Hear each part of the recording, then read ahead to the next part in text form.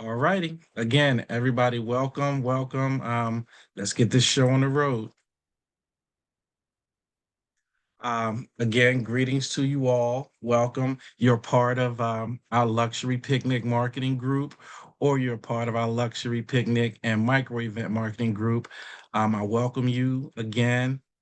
Get ready to take notes. Let's be prepared to ask questions, whatever you guys want to know.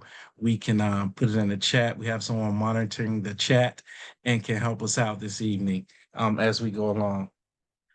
Hope everyone's doing okay. We're here on the East Coast. I'm in Maryland, DC area.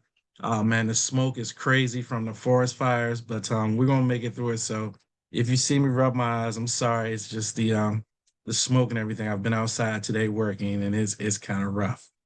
Um, Next, who am I? Well, my name is Roland M. Faison. I'm a hospitality sales and marketing consultant.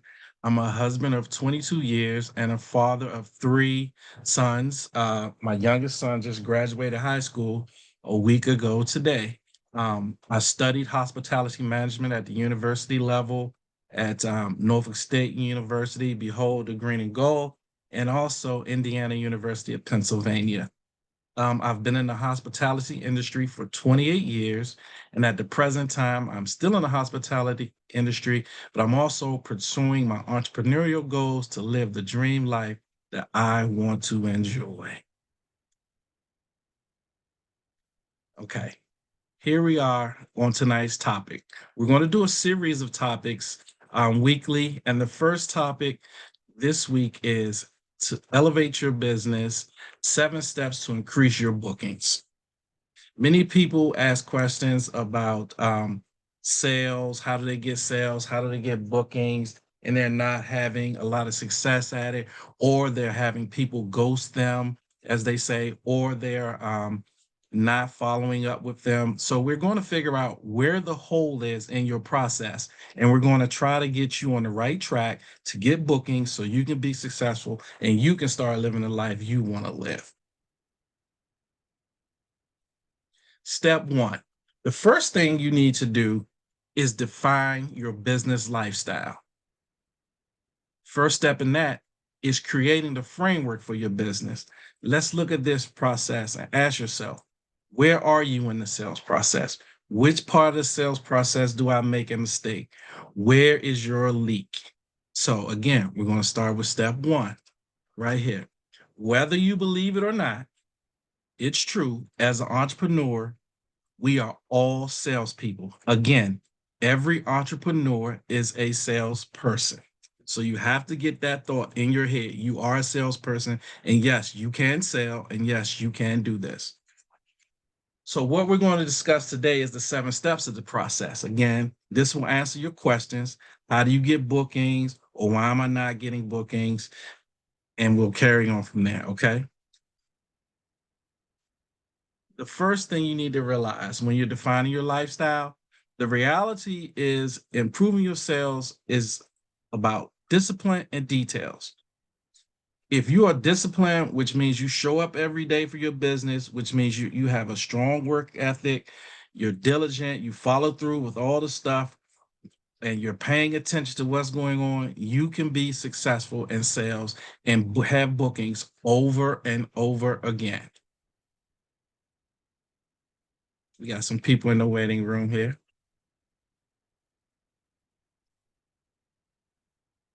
Give me 1 second.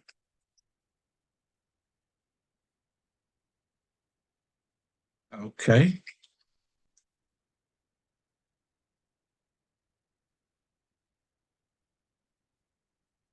All righty there.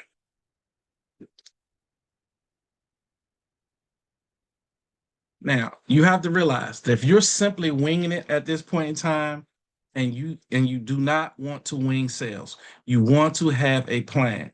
Sales will work for anyone. Again, if you're disciplined and you're detailed, if you put in the work and pay attention to your details. Okay, creating the framework. Who are you? That's the first question you have to ask yourself. Who are you? Who are you in the sales process? Who are you as a business? Who do you want to be? You know, what are your professional aspirations? Do you have flexibility and adaptability? What are your values and ethics? What clientele are you trying to reach? You have to ask yourself, in creating the framework, are you putting in the time to be the business that you want to be? Do you want to be full-time? Do you want to be part-time? Do you want to have a hobby? The choice is yours. There's no wrong answer to the question, but whatever level you're at, you have to put in that amount of time to be successful in your business. How many hours are you willing to give each day, week, month, yearly to grow your business at whichever level you please? It can be part-time again, it could be full-time, it could be just a hobby for you. So it's up to you how much time you put in, and that's a very important key. Next thing is, who's going to run your business? Are you solo in running your business? Do you have a support staff? Do you have family? Are you hiring people? Those are questions you have to ask yourself. Everything I just stated are facts and questions you have to ask yourself while you're creating the framework for your business. What are your professional aspirations? How do you want to grow the business? What do you want the business to be known for?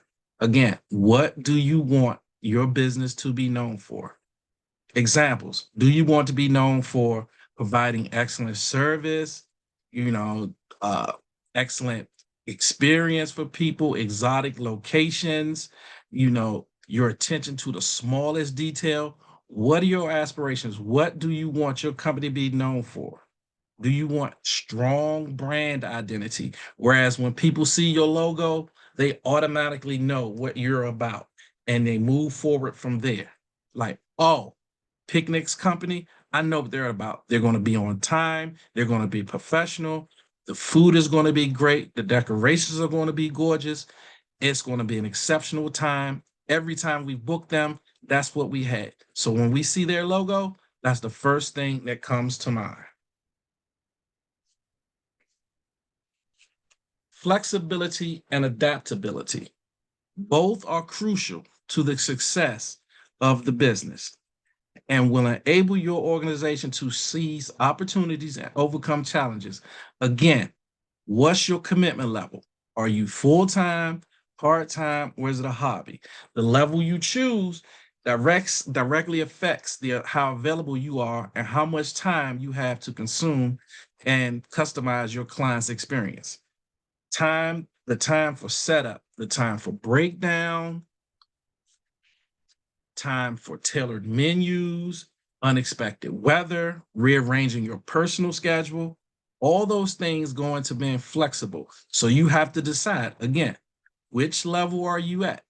Full-time, part-time, hobby. And you have to apply the correct amount of hours and attention and be flexible when those things arise that I just mentioned.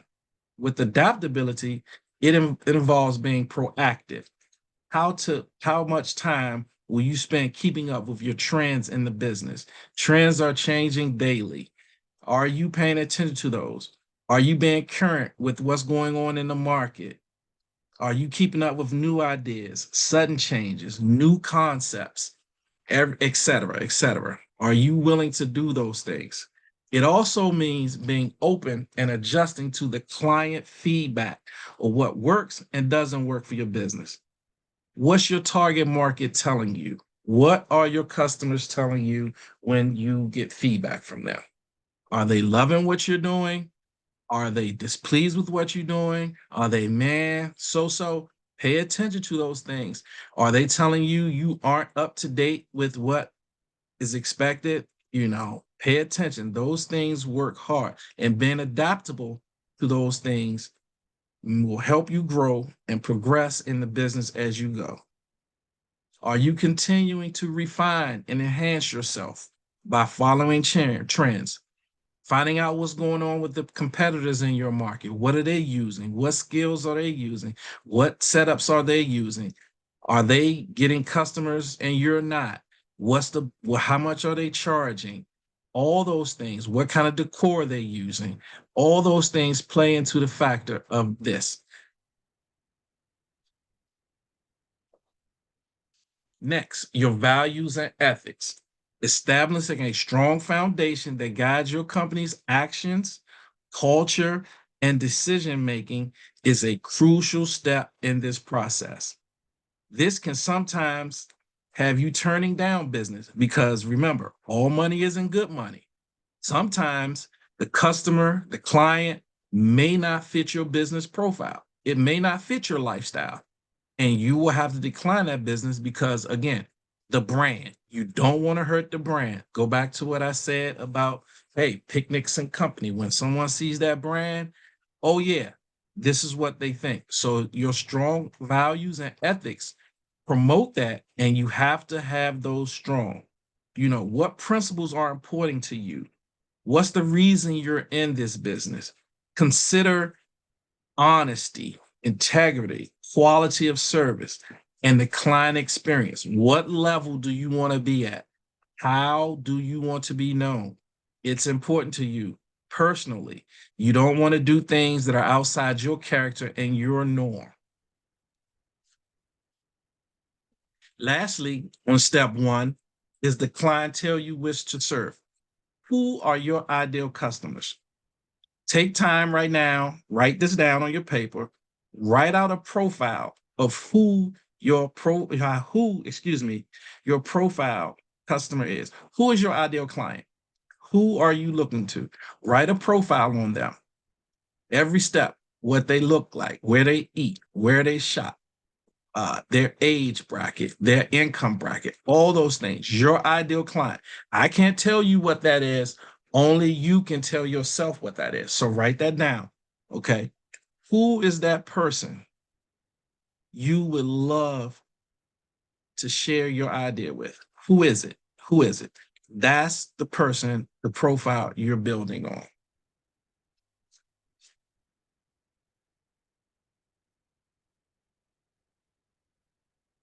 Step two, identifying, prospecting, and qualifying your target market.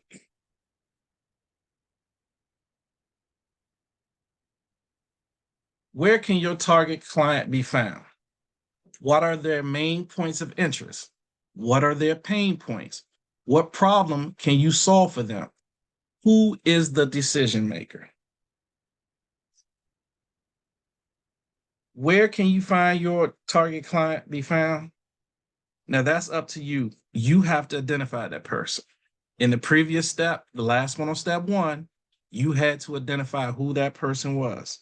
You know who's ideal for you. The next step is to figure out where they meet. Where's the gathering spot? Where do they frequent? Where's the hangout spot? Is it the grocery store, the local park, the bar, the supermarket, bridal shop, the nail salon, the beach, the gym? You have to figure out where your clients hang out at, and that's where you find them. What are their main points of interest? What do they all have in common that draws them to your business model? That's who your target market is. That's what you need to know. What draws them to you? So figure that part out, and you are guaranteed to get sales because you know what they want, you know where to find them. You just have to go get them.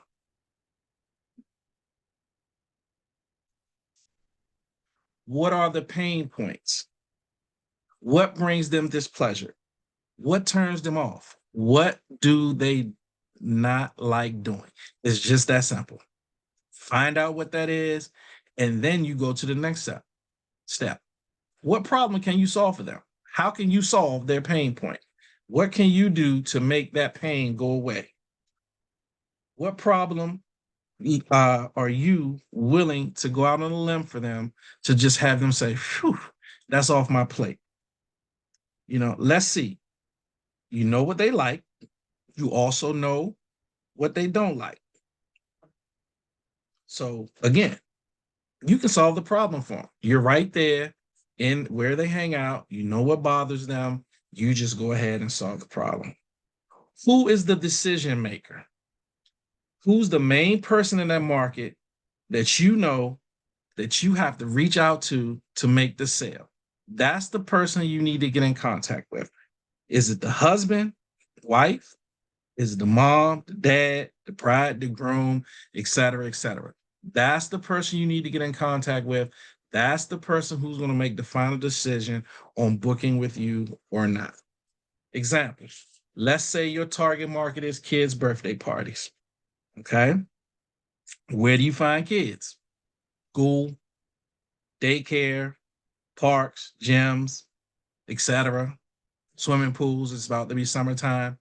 Wherever you find kids at,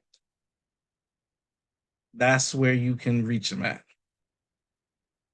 What are their pain points? They don't have money.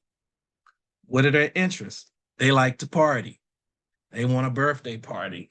They want a sweet 16 party. They want a going away to college party. They graduated 8th grade party. They want any type of party, any reason to party. The kids want to. The latest movies coming out, they want to dress up. And we just had The Little Mermaid come out. Anything that the little kids want to do, they want to party. What problem can you solve for them? You're in the party planning business. You know, you can speak with the people that have the money that can throw them a party. Who's that? Mom and dad, auntie, uncle, grandma, and grandpa. You can speak directly to those people and get them a party. Who's the decision maker? As we just said, mom and dad in this case, or auntie, uncle, grandma, grandpa. So that's how you market to them. You market to the kids to get to mom and dad who have the money, who can pay for the party that you want to put on. Now, what problem are you solving? Mom and dad, they love to party. You know, they love to have parties for the kids, but what they don't like is the messy cleanup after the party at the house or at the park or wherever else they have it at. Guess what? You're in the business of solving that pain point for them. You let them know, hey, my crew will arrive 1 hour beforehand to set up your event. We'll be there monitoring the event for your 2 to 4 hours, however long you have your party. And then we'll be back on the scene 1 hour after the event with our crew to clean up and have you guys just leave, and we'll take we will take care of everything else. You don't have to worry about a thing. It's all done. That's what mom and dad want to hear. That's the decision maker in that process. That's the person you spoke with, and now you're free of them. Step 3, approach and the initial contact.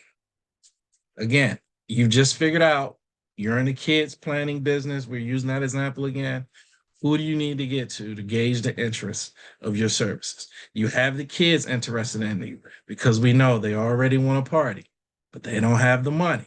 So if you've talked to mom and dad who have the money and you've shown them that, hey, you can put on this event for them and you can also solve the problem for them of not having to clean up. The example that I just gave you is perfect example of this concept. There are 3 sets of people in your target market that you need to talk with.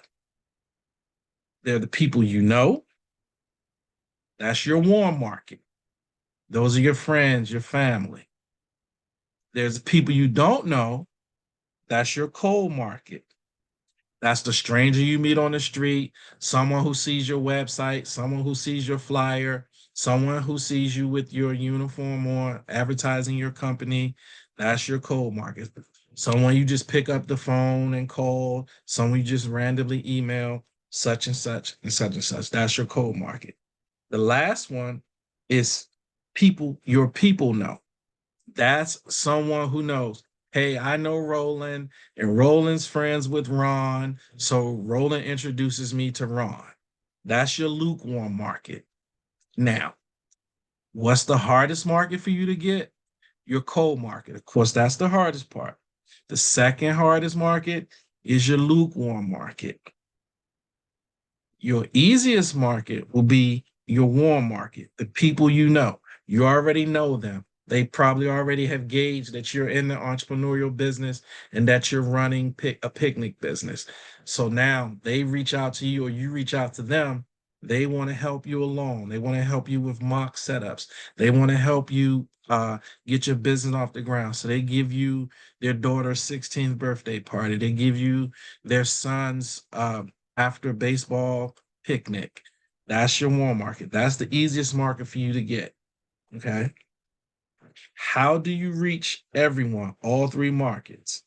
Again, you go where they hang out, social media, but don't solely depend on social media.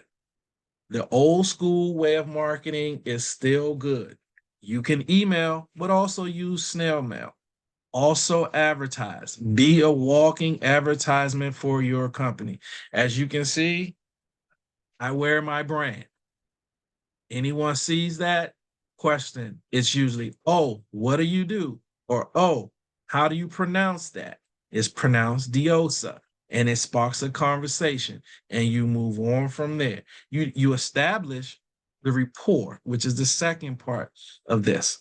And you get an opportunity to discuss with them. And when you do that, you already have a sales script ready in your head.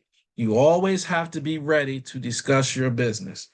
Be on point, have it in your head, don't get caught off guard, you know, not prepared to discuss your business at any point in time. Because again, you're a walking advertisement. They see it, they ask questions. If you have your web, I have another shirt that has my web address on it. I have a hat that has my web address on it. Someone sees it, they may stare at me and take a picture or write the web address down. They may not have time to question me at that time, but they see it and they may ask one quick question and they move on, but they've got the information down. Okay. It's important to do this because you need to have that one-on-one personal touch. In this business, you just can't rely on someone sees your website, they book, you process them through Honeybook or whatever CRM you choose to use, and you don't conversate with them. This is not that business. This is a person-to-person business. You have to build a rapport. They have to feel comfortable with you. You don't want it to be a sterile environment. No, you want to be hands-off, and some of us have got into this business for it to be hands-off. We want to walk away from our jobs and things like that. But this business, you have to put in work until you can hire a staff to do those things and you can relax and chill. You have to have that face-to-face communication with people so they can learn to trust you, that you're going to do what you say, that you're going to put in the work, that the experience is going to be profitable for them. They are going to go home excited and can't wait to book your service the next time or even tell someone about it. That's what you want to have.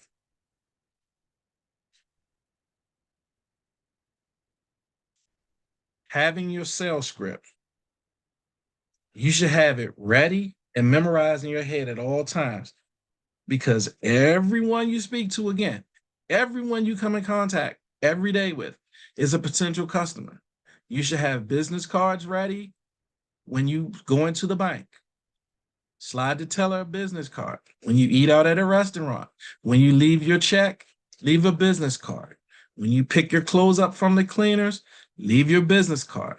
Mention your business to about 10 to 15 people per day. You never know who's listening. You never know. They see your brand. They never know. They probably didn't even think this existed. You've opened up a new avenue in their mind. So be prepared at all times. Have your scripts ready. It's talking to people at the gas station, the bus stop, the laundromat, the coffee shop, the car service, all those places, but you need to have your script ready at all times. Step 4, your presentation. Know your product and your services. Have a script that you follow. Spend 2 to 3 minutes talking about your business with them. Ask plenty of questions. Look at the client as if it were you on the other side of the table. What would you want? That's what that means. Okay. Know your products and service. Write down every service you offer, learn them inside out, and have definitive answers when the client asks about what services and products you have. Presentation. At the end of step 3, we talked about having a script ready. Here's some tidbits on how to prepare your presentation. Mention who you are, what service you provide. Mention 3 features and 3 benefits of your business. Your script should be kept short, hit all the target points, and how you will relieve their pain points. Okay? Very important. Very important. Never lead with price in your presentation. You do not want to start with that. You want to give them something else to think about before you hit them with the sticker price of everything. Example. This is me. I have a picnic business. Hi, I'm Roland Faison of Picnics and Company. I'm thrilled that you're interested in picnics and go. We specialize in creating unforgettable indoor and outdoor experiences. We offer a range of options to suit your various occasions and preferences, whether it's a romantic date, a special milestone, a birthday, or a just because event. We have the perfect picnic for you. Our talented team will create a personalized and opulent setup with comfortable seating, exquisite decor, and a gourmet meal tailored to your specific taste. We offer 3 scenic outdoor backdrops, an ocean view, a mountain view, or a city view that will enhance your experience. Our staff arrives 1 hour before your event to set up, and we will return 1 hour after the event to break down your event. We're open 365 days a year, 7 days a week for your convenience. I'm sure you will be impressed with our attention to detail, our professionalism, and our willingness to go that extra mile for you during your picnic. Stop right there. That's within the 2 to 3 minute frame. Now it's time to ask them plenty of questions. Take notes if you have time so that you can follow up with them on specific items that they mentioned to let them know you were paying attention and you did not waste their time. Be sure to find out the who, the what, the why, the when, the how.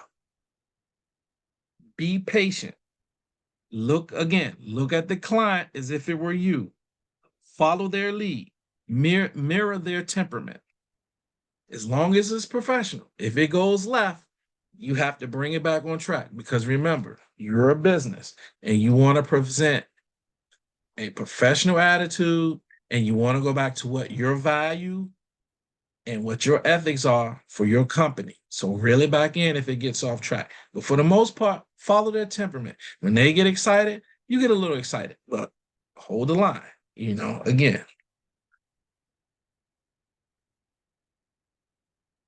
After you get all this information and you find out what they need, the who, what, why, where, how, when, and all those things, this is the time to introduce your pricing. This is the point where you say what your pricings are. Now, we'll get into pricing at a later date, but many of us have questions about pricing. But again, save that for the end because what you want them to think about is, wow, you're going to give me all of that for this? Because you front loaded them and you've got their expectation built up and they have it in their mind. They can visualize that mountain setting you were talking about. They can visualize that city landscape you were talking about. Not on a day like today because the weather is crazy, but they can see the tall buildings in New York. They can see the monuments here in DC or wherever you are in whatever part of the country or the world you are. They can see those things. They can visualize them. And as you have told them about that, and then you come back with the price, it's very important for you to do that last, not first. Closing, which is the fifth step. Again, as I just said, you have to recognize the buying signals. You have to also identify opportunities for upselling and cross-selling. You have to be able to address any concerns or objections they have. And once you've closed the deal, don't over talk it. Let it breathe. Let it breathe. First, recognizing the buying signals. Hopefully, you were taking notes, both mentally and also jotting things down. Use any of the information you picked up to close that deal when discussing the price. Identifying opportunities for upselling and cross-selling. Again, use the buying signals that you have. If you offer games, gourmet beverages, cakes, pies, if you have Bluetooth speakers, if you have tents, if you have candle lights, if you have a DJ service, you have a photo service, anything at this point in time is when you upsell it. You have your initial sale. Now you want your top items to go on top of that. It's like when you go to the fast food restaurant, you want the number one. What's the next question out of their mouth? Would you like to supersize that? Would you like it medium or large? Excuse me. This is your opportunity to ask them, would you like to supersize that? Would you like a medium or large? So at this point, any a la carte item that you have, you mention it right here. Next, addressing any concerns or objections they have. Take the time right now to address any concerns or objections that you may have, that the customer may have. Clear them all up. Make it clear and make it plain to them, because eventually down the line, they're going to come back sometimes and ask those same questions over again. And you can politely say, as we spoke of in our initial consultation, ... But you want to get as many of those objections and concerns addressed right now. And this is the point you do that. Before they sign the contract, before they make the deal, make sure that anything that they look weary about, you answer it for. You want them to feel comfortable. You don't want them to feel like you are taking advantage of them. You want them to feel like, wow, I really made a great deal today. You don't want them to have buyer's remorse once they leave you. Once the deal is done, don't over talk it. Let it breathe. Don't talk yourself out of the sale. Don't do it. Don't become pushy. Don't become salesy. You've already did your presentation. You've presented your price. They've agreed to your price. You've upsold them on some items. Hopefully they picked up some. You address their concerns. You have a deal. Now it's time to get out of there. You say, hey, I'll speak with you in 2 weeks about your final payment. If you have any concerns in between that time, please feel free to email me or call me. But don't get chatty. Don't talk yourself out of the deal. Don't open up that box where you're going to have them thinking, well, maybe this isn't a great. You've got them. Let them go. Let them breathe.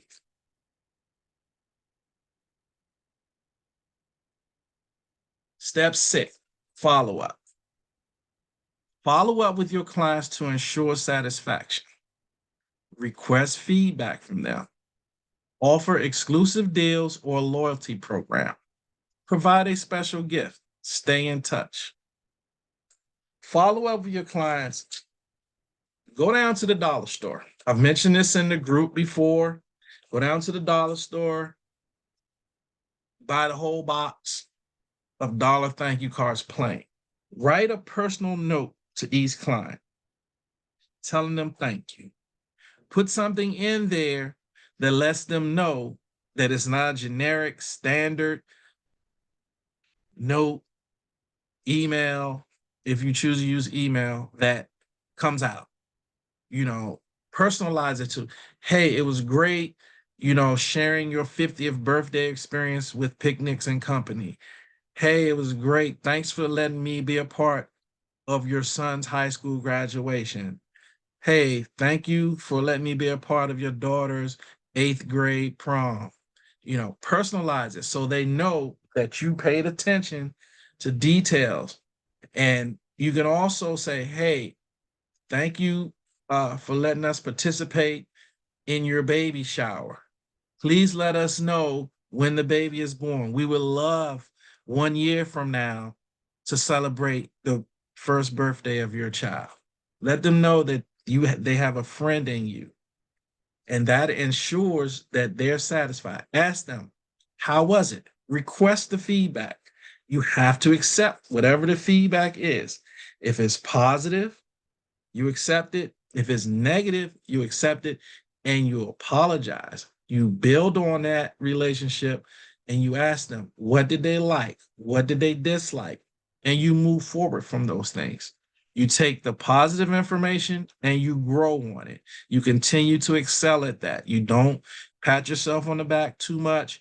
You keep going strong. You keep up that work ethic.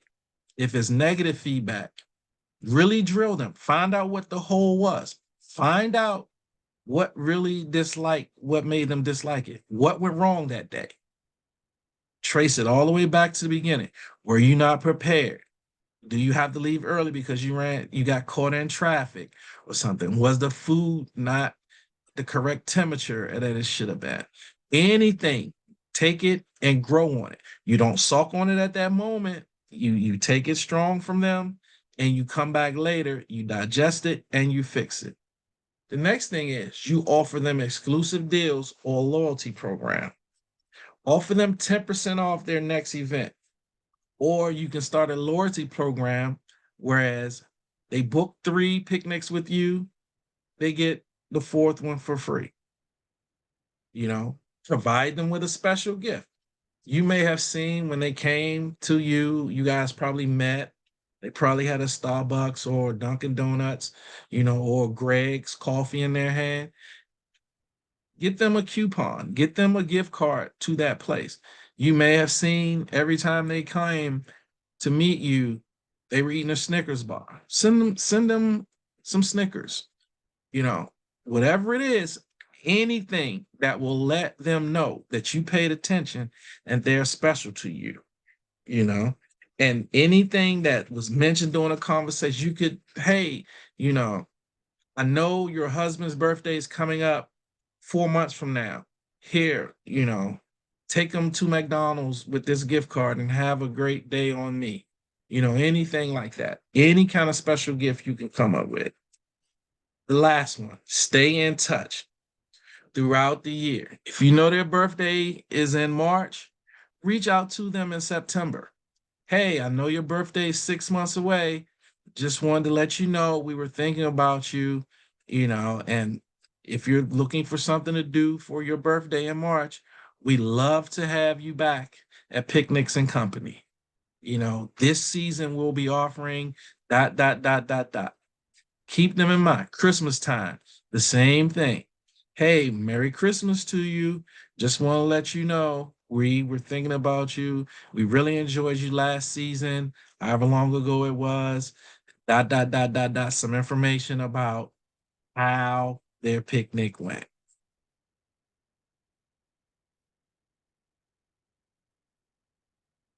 Step 7. It's the last step in the 7 steps of the cycle. Referrals. The biggest thing about referrals is you have to ask for them. Just ask. That's the easiest part about it. You just have to ask, But also, you have to provide referrals. Excuse me. You have to provide incentive to them. You have to personalize your request. You have to know when to ask for the referral. And most importantly, you have to have provided exceptional service to them.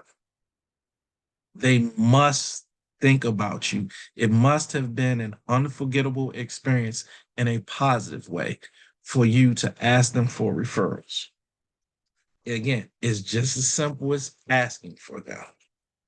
As for the offers, again, you can offer something like a 20% off your next event if 3 of your friends book with me, or if 5 of your friends book over the next 4 months, your next birthday party within the next year, or your next event within the next year is free. Any type of incentive you can come up with that pays them back for bringing you business.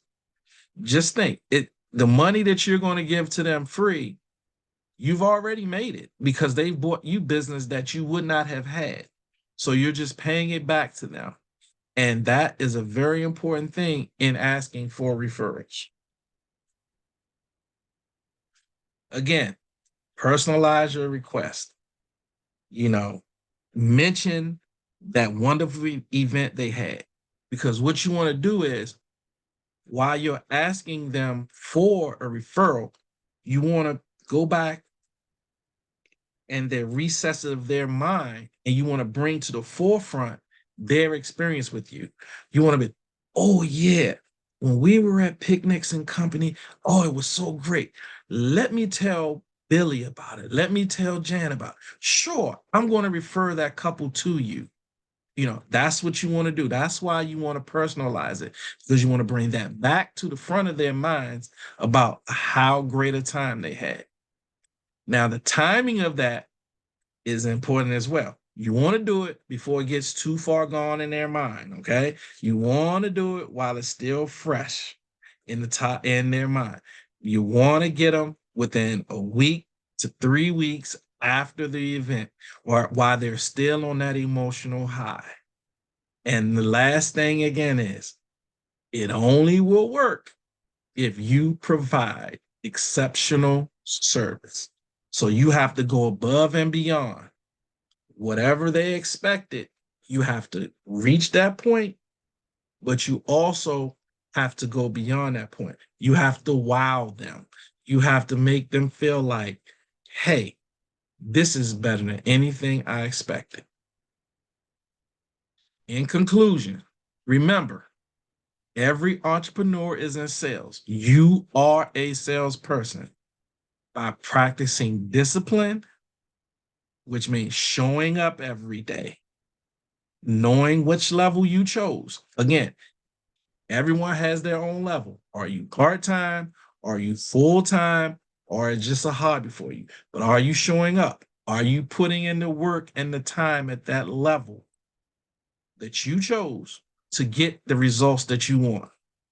Being detail-oriented. Are you taking notes? Are you keeping track of your client market, target market? Are you going where they are? Or are you waiting for them to come to you? You have to be detailed. You have to keep notes on each client to know, hey, this is what they like. This is what they dislike. What pain point can I solve for them? And what service can I provide?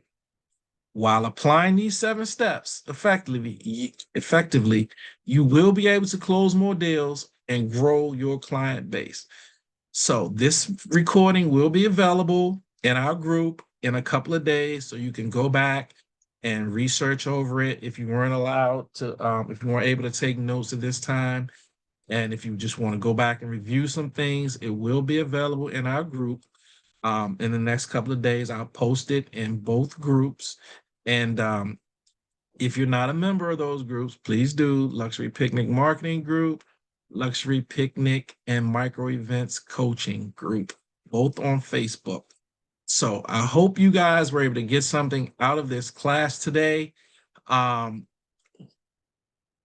We went through the whole process of the 7-step sales cycle. And again, if you just have time to do those detail-oriented things and be disciplined, you can be successful at sales. Because again, as it says on the screen, every entrepreneur is a salesperson. Join us next Thursday, same time.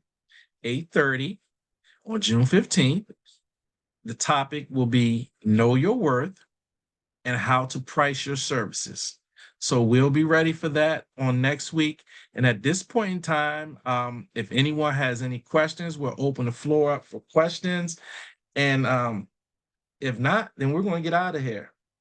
We've been on for almost an hour now. So I know you may be busy depending on what part of the world you're in. But if anyone has questions, let's open it up right now and see what's going on.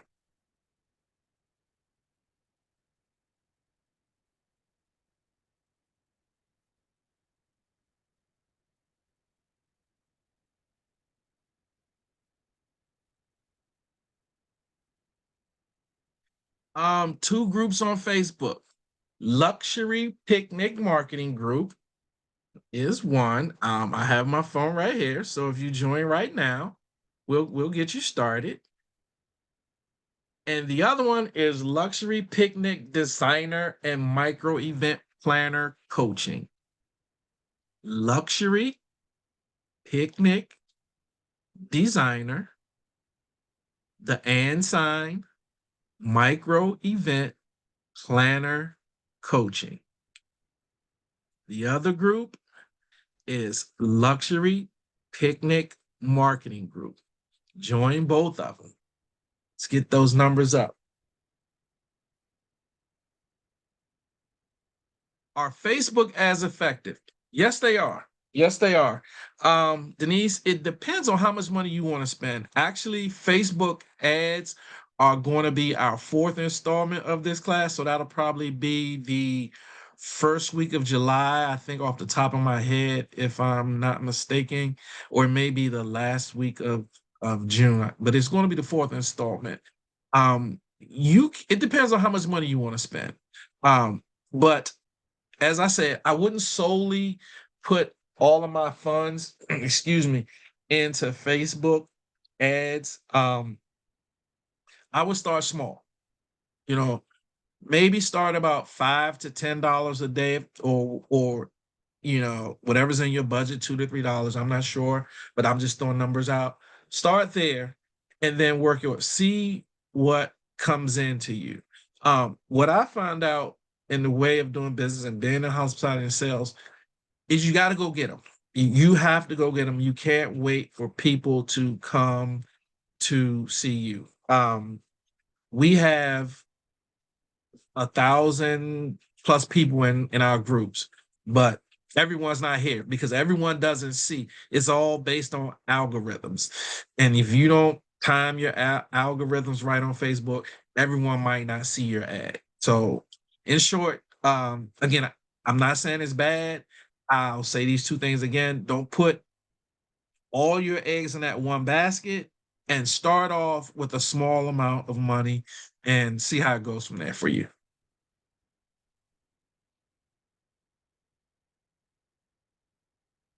Let's see what else we got in the chat here.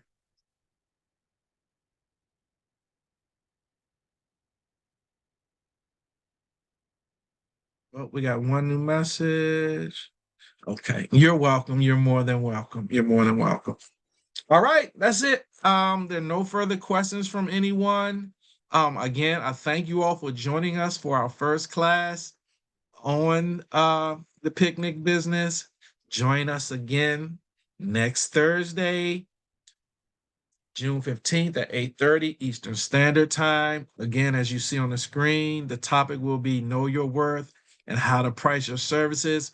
We'll get into individual pricing versus package pricing, how to set your costs, and things of that such nature.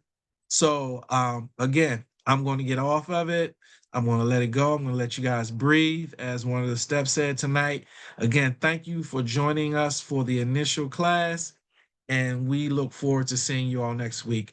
The Zoom link will be out Saturday for next week's class to sign up, and we look forward to seeing you all then. Everyone have a great night.